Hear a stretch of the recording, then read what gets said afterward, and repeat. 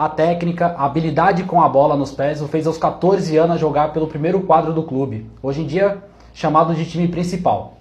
Mas ficou por pouco tempo, pois logo em seguida foi tentar a sorte na capital, no Esporte Clube Corinthians Paulista.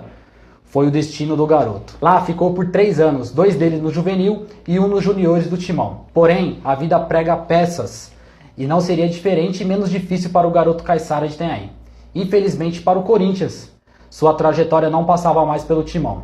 Foi quando voltou para a cidade natal e as portas se abriram novamente, agora pela Briosa, onde o sonho se tornou realidade, se profissionalizando como jogador de futebol. Estamos falando de Peterson Gonzaga. Peterson, obrigado por nos receber aqui, por estar dando essa moral pra gente e falar um pouquinho da sua trajetória no futebol, tanto profissional quanto no Master agora, né? Que você ainda não parou. Obrigado mesmo. Não tem jeito, né? A idade vai chegando, né, William? Mas primeiro agradecer você, né? De estar fazendo esse programa, mostrando para as pessoas um pouco da história nossa, né? Não só minha, como de outros atletas, ex-atletas, né?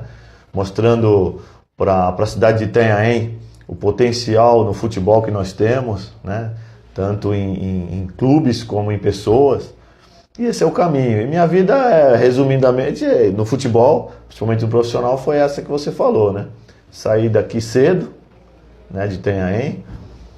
Comecei jogando no Unidos, né, até hoje, que é o clube nosso de coração.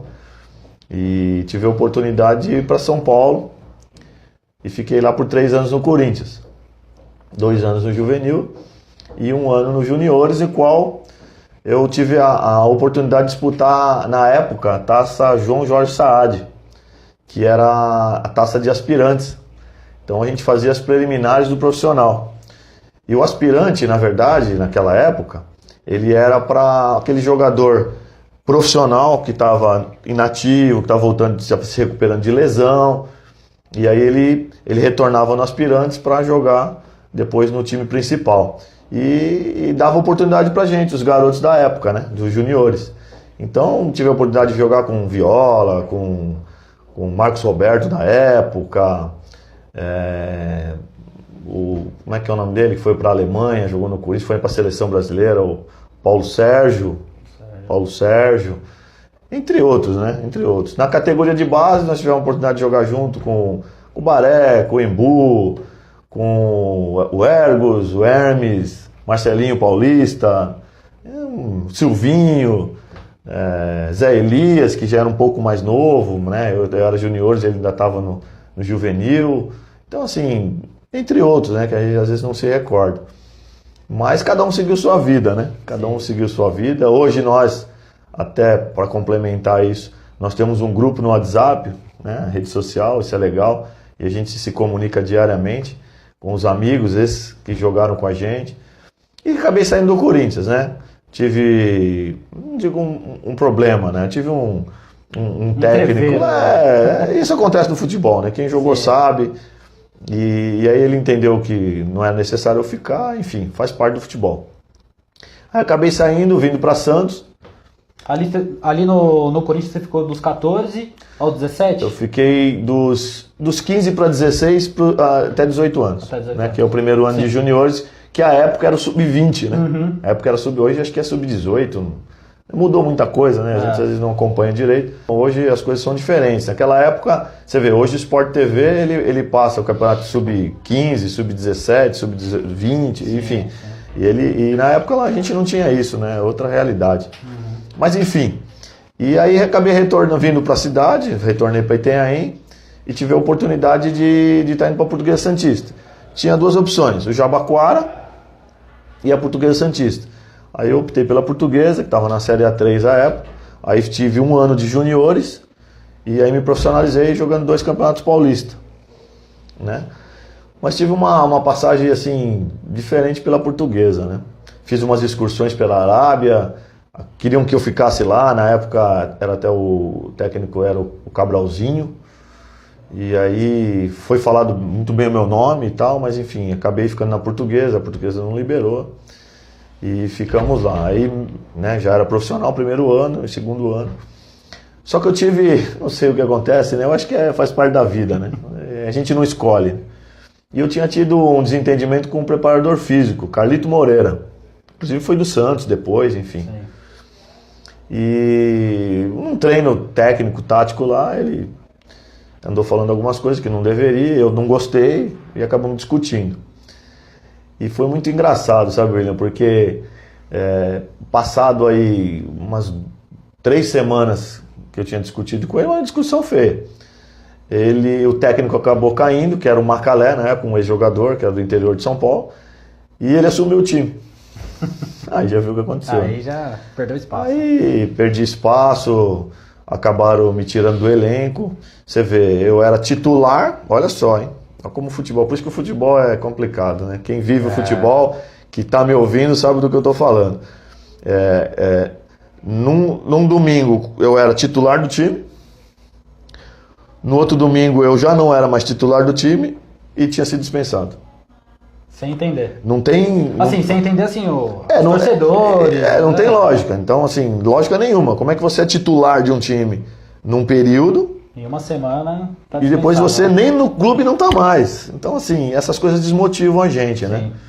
Mas depois eu fiquei sabendo que teve problemas internos lá no conselho, até deu uma confusão generalizada dentro do conselho da Portuguesa por conta dessa atitude, que na época era o Rui de Rosses, que acho que era o presidente, se eu não me engano, faz muito tempo, né? Isso em 94, 93, 94, alguma coisa assim. Sim. E a vida continuou. Enfim, eu já era profissional, tive contato com o Serginho Chulapa, que à época também no final de carreira acabou jogando, né, treinamos junto na Portuguesa, eu era juniores, ele já estava no final de carreira. Sim. E fizemos um teste no Santos, à época. Estava indo bem também, mas enfim, o Serginho caiu também. Então a vida... Não era para ser, né? É isso que tá. Então a gente tem que ter sensibilidade e saber o momento de cada coisa. E a vida me mostrou que acho que não era o caminho para eu percorrer. E aí eu retornei para a cidade, entrei na prefeitura como comissionado, técnico de esporte. Aí, bom, enfim, aí já não é mais minha vida esportiva, né? Sim. Aí já é minha vida profissional, como funcionário, né? E hoje aí vereador, enfim, toda essa bagagem que a gente adquiriu ao longo do tempo. E na várzea, né? Como não era diferente, sempre joguei no Unidos do Savoy, né? Em 15 anos que eu disputei os campeonatos no Amador, no primeiro quadro, tivemos a felicidade de estarmos em todas as finais. Não foram 15 finais porque não tiveram campeonatos consecutivos. Sim. Então tinha um campeonato um ano, às vezes tinha 2 seguidos, às vezes não tinha o outro. Sim. Enfim, mas no período de 89 a 2003, nós fizemos todas as finais. Então como você falou, não seguidos, né? Não seguidos. Você pode ver, se você pegar o histórico, você vai ver que teve ano que houve campeonato e não houve. E quando nós reeditamos a liga, é até legal falar isso, né? Eu fiz parte disso, a prefeitura que fazia os campeonatos, e aí naquele ano de 92, se eu não me engano, foi reativada a liga. Então existiram 2 campeonatos. Existia o campeonato da antiga CME, Comissão Municipal do Esporte, que era da prefeitura, e existia o campeonato da liga. E o campeonato da liga, como não tinha nenhum recurso à época, né, subvencionado pela administração pública, o que a gente fazia?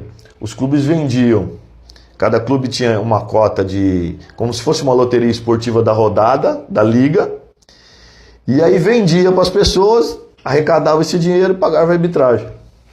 Até era autossustentável, né? É isso aí, isso em 92. E aí teve o campeonato e eu não podia jogar, porque eu era profissional, a liga tinha um convênio, né, com a Federação Paulista na época, e aí foi vetado. Então esse campeonato eu não joguei. E aí eu acabei ficando fora de 2 campeonatos. Não joguei o campeonato de 92. E quantos títulos conquistou nesses 15 aí? Quantos títulos foram? Desses 15 anos nós fizemos... Eu participei de 15, são 9 finais, né? O clube participou eu fiquei fora de 2, 11 finais. Em 15 anos, 11 finais. E eu participei de 9 finais e ganhei 4 títulos. Perdi 5. Perdi mais do que ganhei. Mas também tava lá nas finais, né? Tem gente que nem nas finais chegaram. Mas faz parte do futebol. Acho que ganhar ou perder, isso faz parte. Peterson, vamos voltar lá no início lá. Toda essa história que você contou, lá no início, onde você deu o seu primeiro chute na bola. Como surgiu essa paixão, né? Isso vem de família? Isso foi algo assim, tipo, você foi um privilegiado da família, o primeiro a ir pro lado do futebol? Como surgiu tudo isso? Essa é até uma história legal, foi até bom se tocar nesse assunto, né? Meu avô, por parte do meu pai, meu avô Luiz Gonzaga Dias, que tinha um apelido de Cascalho, ele já foi profissional à época dele, né? Naquela época, ele nasceu em 1913, então por volta lá de 1928, que ele já tinha seus, não mais, né? 13, 23, com 1930 mais ou menos, ele foi profissional. Mas como é que era a época do profissionalismo? O clube não pagava, mas profissional, arrumava emprego. Sim.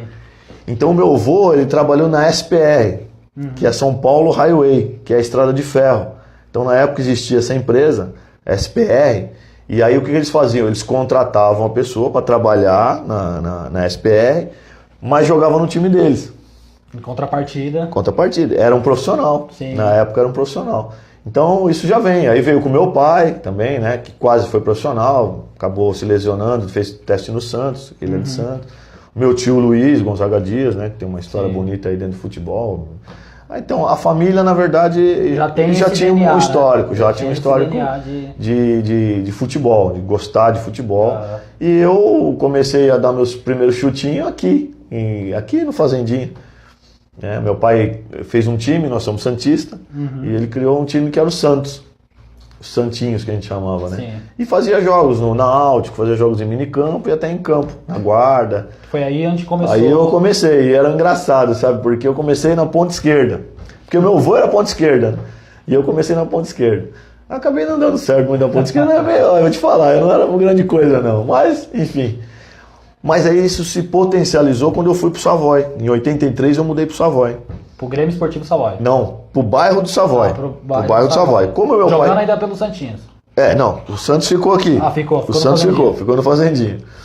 E aí nós fomos pra lá. E já existia o Savoy, que meu pai tinha sido fundador. Meu pai foi um dos fundadores do Grêmio Esportivo Savoy também. Sim. Só que, não sei se você conhece lá o Savoy, mas a minha casa é em frente ao campo. Aí já viu, né? Aí juntou a fome com a vontade de comer, aí não saía do campo. Todo dia no campo. Ele estava no campo jogando, e quando não estava no campo, estava na escola jogando, enfim, isso se potencializou. E aí eu comecei nas categorias de base lá do Savoy, no infantil, juvenil, né? E quando o meu pai aí fundou a família nossa, lá fundou o Unidos, eu tinha 14 para 15 anos. E aí eu estava no primeiro quadro.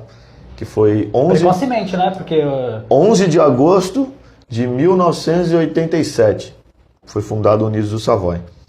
Eu faço aniversário de 28 de agosto. Então eu com 14 anos eu joguei o primeiro quadro. Mês de agosto também. E já para 15, já para 15, né? Então comecei com 14, mas já estava com 15. E aí foi aquilo que eu te falei. E aí comecei a jogar lá. Jogava na lateral esquerda. Aí fui fazer o teste na lateral, passei. Joguei na quarta zaga, joguei de volante, enfim, essa é a minha trajetória. E no Unidos, comecei no meio campo e depois passei para a meia esquerda, onde fiquei até hoje, né? Quando você saiu para ir para o Corinthians, como que foi isso para você? Porque você teve que ficar alojado em São Paulo, sua família aqui da Baixada Santista que a gente tem. Como que foi ficar distante? Como foi essa distância? Como foi para você, um garoto ali de 14 para 15 anos? Difícil, né? É sempre difícil, né? Porque você vai para uma cidade, uma metrópole, acostumado com uma cidade menor, que é a nossa cidade, né? Parei de estudar na época, por medo, na verdade, da violência, né? Já naquela época, né? Então, assim, tinha que estudar, tinha escola lá, se eu quisesse estudar, tudo, mas até meu pai falou, não, segura aí, espera um pouco, tem tempo, depois você retoma isso. E eu acabei parando nesse sentido. Assim, não foi fácil, mas eu tinha algo ao meu favor, que era a distância, né? Então, Itanhaém é próximo de São Paulo. Sim. Então, a gente convivia lá com os amigos, os colegas de quarto, do Pará, de Pernambuco, enfim, todos os estados do longe, Sul. Então eles não tinham como ir para casa nos fins de semana. Sim. E quando não tinha jogo, eu vinha para cá. E até acho que para amenizar o sofrimento deles, o isolamento deles, eu sempre trazia um ou dois comigo. Então vamos para Itenha, vamos comigo. Né? Até para eles se sentirem abraçados na família, né? Aquele negócio mais informal. Porque você acaba virando uma família ali dentro, né? Tá todo mundo competindo por alguma coisa. Dentro de campo, fora de campo a gente se ajudava. Hoje qual que é o amigo mais próximo que você fez que você ainda mantém contato? Você falou que tem um grupo Nós temos um grupo com muitos que jogaram com a gente. Sim. Do alojamento eu tenho contato com o Ergos, que foi um cara que vinha muito aqui, um amigo, ele é de Santarém do Pará, né? Os colegas, meus amigos que jogaram a época que estão vendo, vão lembrar. Então ele sempre vinha com a gente para cá, foi campeão com o Unidos, inclusive. Esse é um amigo muito mais próximo, né? A gente saía juntos lá em São Paulo, a gente virou praticamente um irmão. Sim. Né? E até hoje eu tenho contato com ele. Mas ele voltou para a cidade dele, chegou a jogar no profissional do Corinthians, mas hoje ele é professor lá em Santarém, da Universidade Federal. O Ergos, um amigo em comum, né? Tem outros, tem o Ceará, o nome já diz que é do Ceará, né? Que a gente também comenta, também veio muitas vezes na minha casa. Sim. Enfim, esses são os mais próximos, né? Mas é gostoso lembrar dessa época, né? Uma época diferente, época que a gente tinha aquela ilusão, aquela vontade, né? De ser, de mostrar que quer ser e almejar algo maior, né? Chegar numa seleção brasileira e tal. A gente sabe que não é fácil, né? Que era o sonho, né, da molecada naquela época. Hoje o sonho é ir para a Europa, né? Se mudam os sonhos. A gente estava falando bastante do Unidos, né? Esse ano a gente sabe aí que infelizmente o Unidos caiu aí para segunda divisão, o primeiro rebaixamento do Unidos, né? Primeiro. Deve ter doído bastante, ali, como você falou, é um clube fundado ali pela família, enfim, que hoje tem muitos torcedores. Como fazer para que no ano que vem o Unidos possa estar voltando para a elite do futebol itanhaense? E o que não deu certo esse ano, Peterson? Por que o Unidos infelizmente caiu para a segunda divisão? Eu vou começar te explicando assim, né? Quem é dirigente de clube sabe do que eu estou falando. No clube às vezes tem 100 pessoas, mas 4, 5 ajudam. Essa é a grande verdade. E o Unidos não é diferente, né? É muito frequentado, tem já um histórico aí, mas 4 pessoas ou 5 pessoas é que acabam tomando conta e ajudando e se dedicando realmente ao clube, que nem outros clubes por aí. Né? Eu vejo as pessoas na beira do campo e a gente sabe que nem toda aquela torcida que está ali ajuda, né? Mas 1 ou 2 ou 3 que realmente carregam o piano, como a gente fala. Né? Inclusive dar os parabéns para eles, para todas as agremiações que tem aí, e em nome de vocês, dirigentes, que realmente seguram isso aí com vontade e com determinação. Realmente não é fácil. Né? Não é fácil. Agora, em relação a cair, todo clube está propenso a isso, né? Sim. A gente vê, até no profissional, clubes grandes que caem. Você vê que tem uma estrutura, tem um planejamento e acaba caindo. O que mudou nessa época toda aí? Olha, eu vejo assim, Itanhaém, até complicado falar um pouco disso, mas enfim, o que eu observo em Itanhaém é que assim, a gente vem de uma época diferente, né? E para que a gente se adeque às épocas que vêm agora, o momento de agora, a gente leva um tempo. Sim. Então a realidade hoje do futebol itanhaense é diferente daquela época. Então naquela época a gente jogava, chamava o amigo, tinha um segundo quadro, né, que ajudou demais a gente. Então a gente às vezes saía 4, 5 do time, mas você puxava uns meninos de baixo e eles já eram do clube, gostavam do clube, enfim. E acabava de alguma maneira se organizando e disputando os campeonatos. Um relacionamento com o clube, né? Sem dúvida, uma identificação, né? Que hoje eu não vejo muito isso, né? Eu não vejo essa identificação com os clubes, né?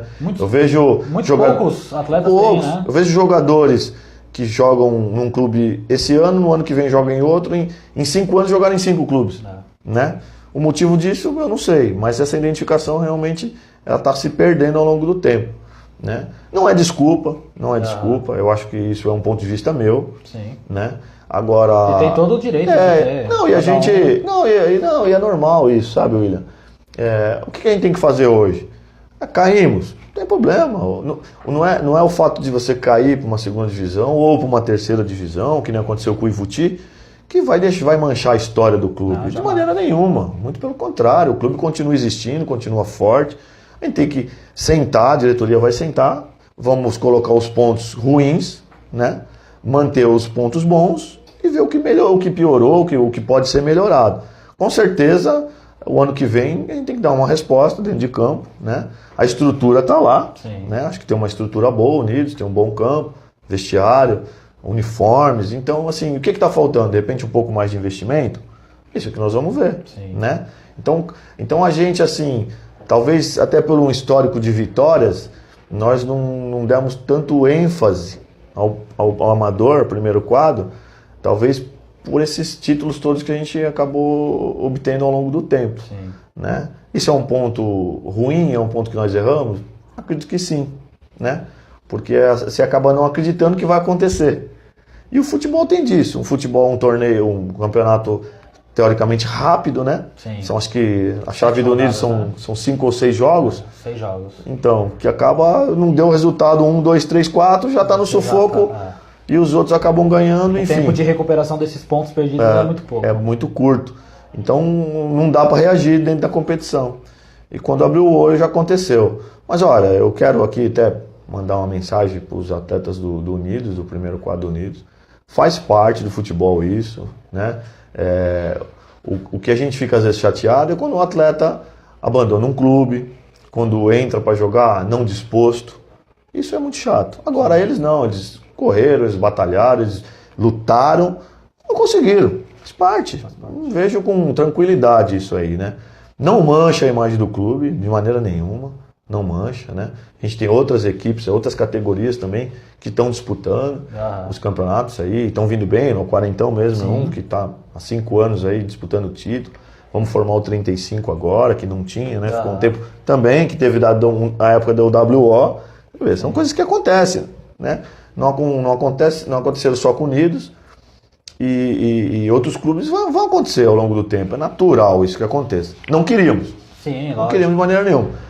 Mas aconteceu? Vamos lá, juntar todo mundo e ver o que foi bom, o que foi ruim, fazer um balanço para o ano que vem voltar forte, melhorar. Estrutura temos para isso, né? Pessoas temos para isso, qualidade temos para isso. Então, acho que é questão de estruturar realmente.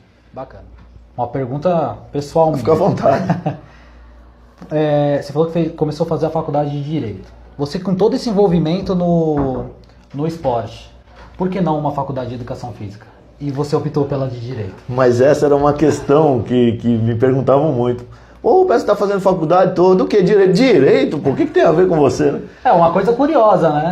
É porque assim, em casa a gente tinha 2 linhas, né? Meu pai é policial aposentado, né? Meu irmão é investigador, você sabe disso. Então eu tinha a linha do esporte e tinha a linha também da justiça. Sim. E assim, até dois DNAs que correm, né? 2 DNA que correm e 2 coisas que eu também gosto, né? E aí eu optei até pro futuro, né? Pelo direito. Porque eu já estava no esporte há muito tempo e assim, eu entendi que abriria muito mais um leque de opções para mim, o direito, do que a educação física. Naquele momento eu pensei nisso. Por isso que eu acabei fazendo a faculdade de Ciências Jurídicas, né? Que é de Direito. E eu fiz a opção pelo direito, né? Então, assim, muitas pessoas me questionavam, né? Pô, você é do esporte e tal, técnico de esporte, já jogou profissionalmente e vai pro direito? Eu falei, olha, é um viés que existe dentro de casa, mas também é um futuro nosso. A gente tem que pensar também no futuro, né? Não dá pra gente só pensar no agora. Então, assim, e a ideia era se tornar um delegado futuramente, né? Depois de formado, fazer um concurso para o Ministério Público, para o Judiciário.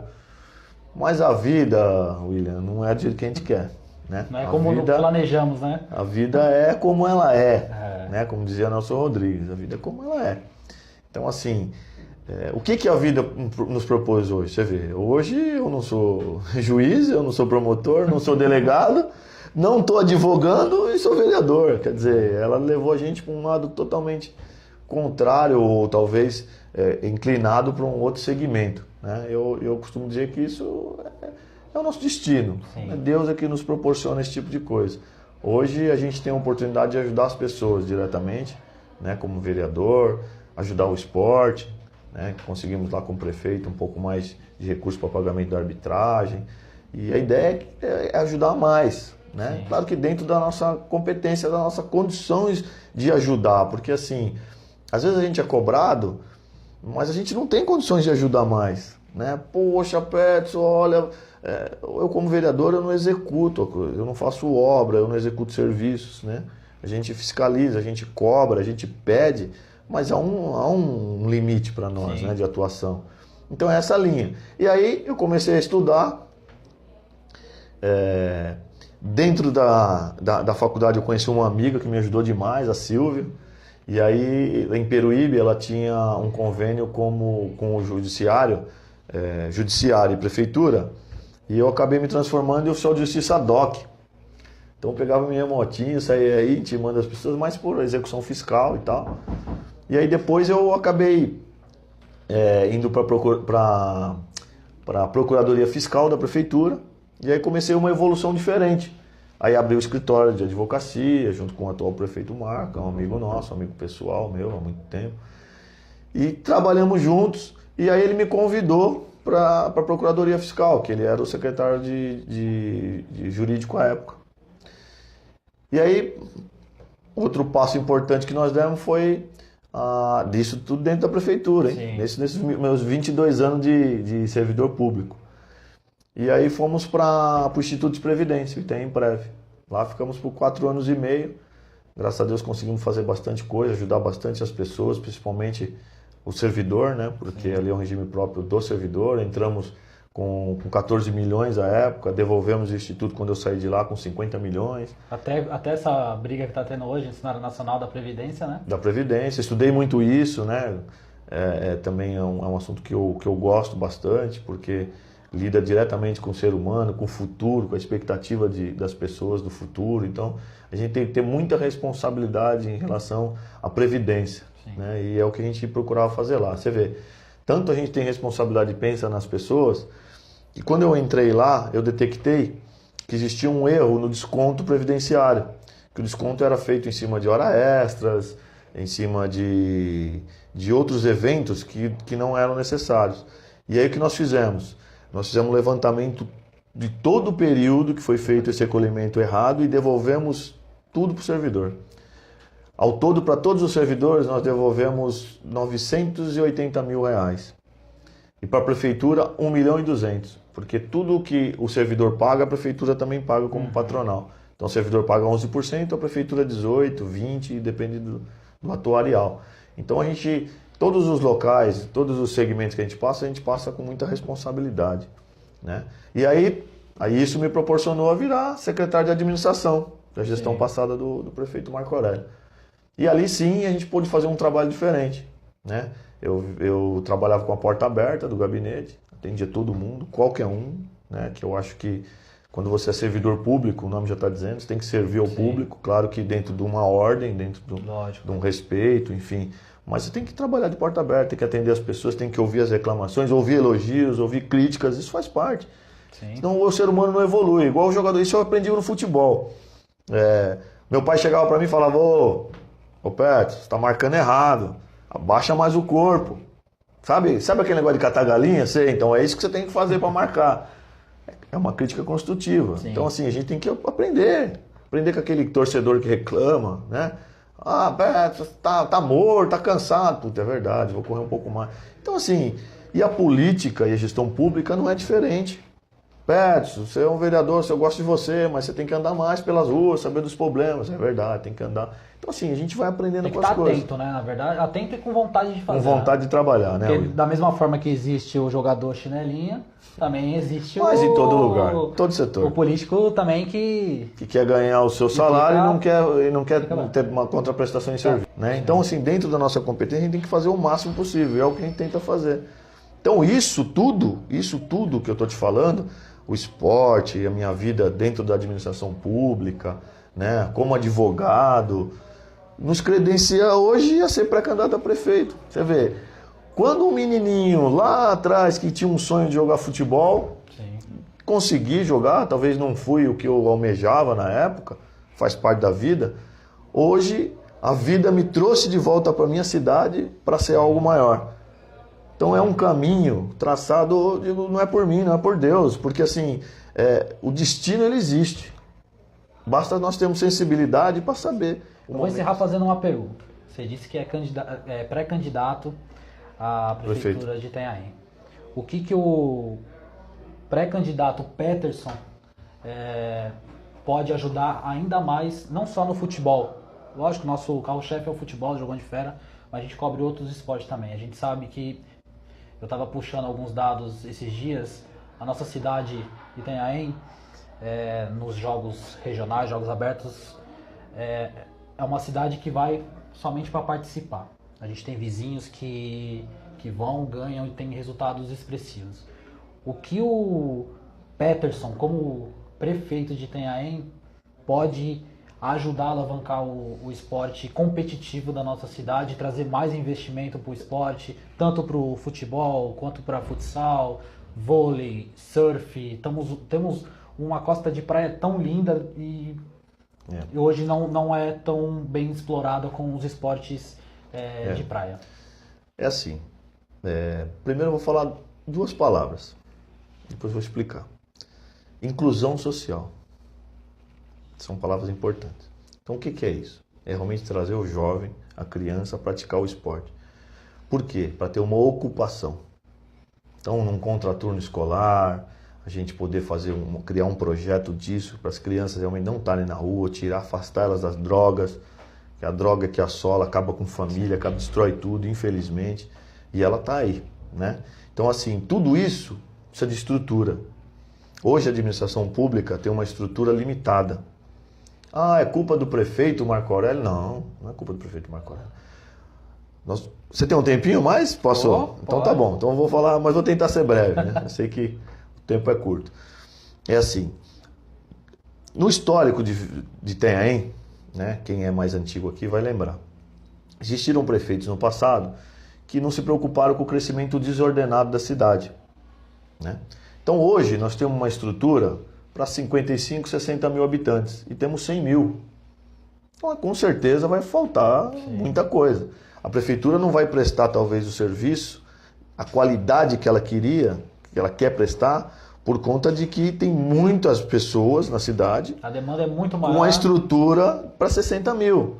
Porque ela não acompanhou o crescimento desordenado, né? Por quê? Por conta de receitas. Então assim, a prefeitura funciona igual a nossa casa. Você tem dinheiro, você trabalha, você vai comprar sua comida, vai pagar seus impostos, vai ter um carrinho. A partir do momento que você perde o emprego ou diminui o seu salário, você vai ter mais dificuldades. A prefeitura é a mesma coisa. Então você tem um orçamento hoje na tua casa, você e sua esposa, para ter 2 filhos. Com esses 2 filhos você consegue alimentação, vestuário, lazer, levar o teu filho no cinema, para comer uma pipoca, Tá. Aí você consegue ou tem mais 5 filhos, mas você tem estrutura para 2. Tem. Como é que vai fazer? A conta vai chegar. Você vai ter que começar a cortar alguma coisa. Vou cortar o cinema, vou cortar a pipoca. Sim. Quer saber? Eu vou vender o carro porque eu não estou aguentando. Então, assim, a administração pública é a mesma coisa. Então, nós temos que criar hoje mecanismos para que a receita da prefeitura seja maior, para a gente poder prestar esse serviço com qualidade. E aí sim, criar uma estrutura para que as aulas de surf sejam melhores, uma estrutura de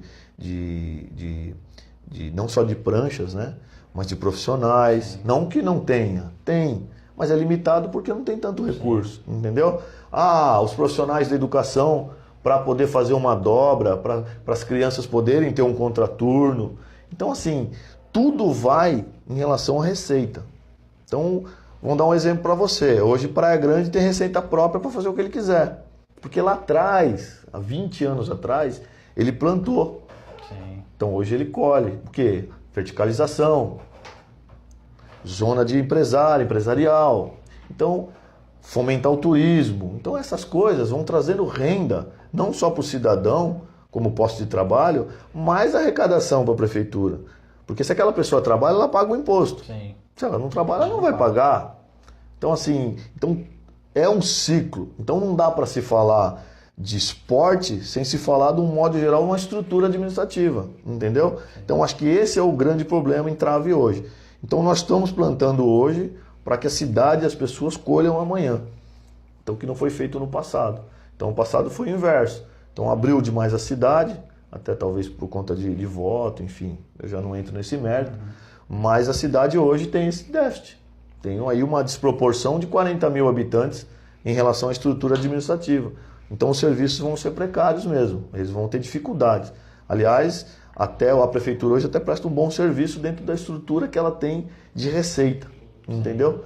Então assim, o que a gente quer para o esporte no futuro, né? Eu não posso falar proposta porque eu sou pré-candidato, né? Então amanhã vão dizer que eu estou fazendo isso, é campanha antecipada. Então assim, mas de um modo geral é isso, entendeu? Então para você prestar um bom serviço, você tem que ter receita. Sim. E aí você consegue fazer os projetos, os bons projetos, tanto do surf como o esporte terrestre, que são o futebol de salão, o vôlei, basquete, o futebol, que não pode parar, o futebol de várzea, o futebol de base. Então isso tudo faz com que a cidade se movimente e tire essas crianças, de repente, de um convívio ruim com outras pessoas. Acho que esse é o maior caminho pra gente. Bacana. Bom, Peterson, mais uma vez, obrigado por ter nos recebido aqui. Nada.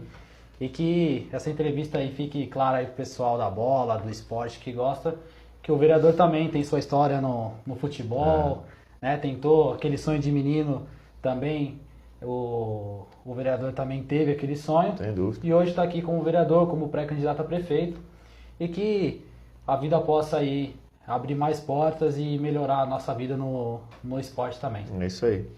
Queria primeiro te parabenizar, William, pelo programa e por tudo que você vem fazendo pelo esporte. Você está ajudando o Danilo na liga, né? A gente sabe do seu envolvimento, da sua capacidade, do seu comprometimento com o esporte e com a cidade de Itanhaém. Então a gente só tem que parabenizar e te agradecer por isso também.